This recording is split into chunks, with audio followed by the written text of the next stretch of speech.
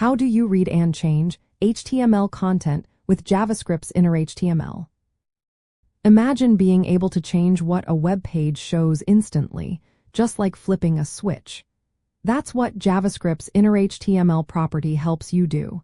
It's a simple way to access or update the HTML inside any web page element. First, you need to pick the element you want to work with. You can do this using document getElementById, document querySelector, or other methods. Once you have the element, you can read its current HTML content by accessing its innerHTML property.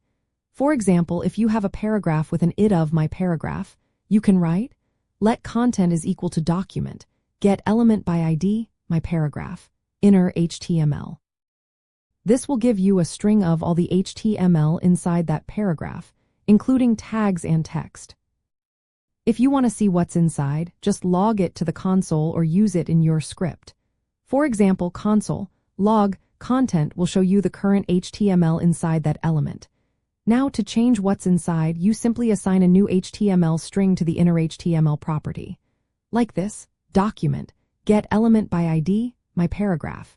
innerHTML is equal to strong updated content here, /strong. When you do this, the web page updates immediately, replacing everything inside that element with your new HTML. It's important to remember that setting innerHTML replaces all the existing content inside the element.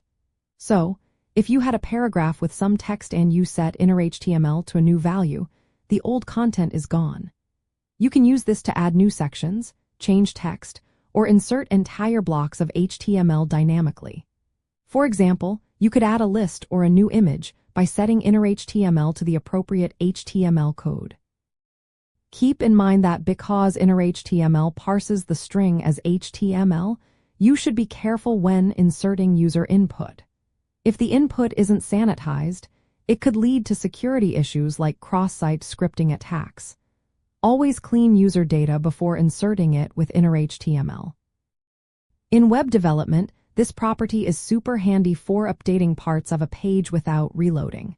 You can change menu items, show new messages, or create interactive features easily.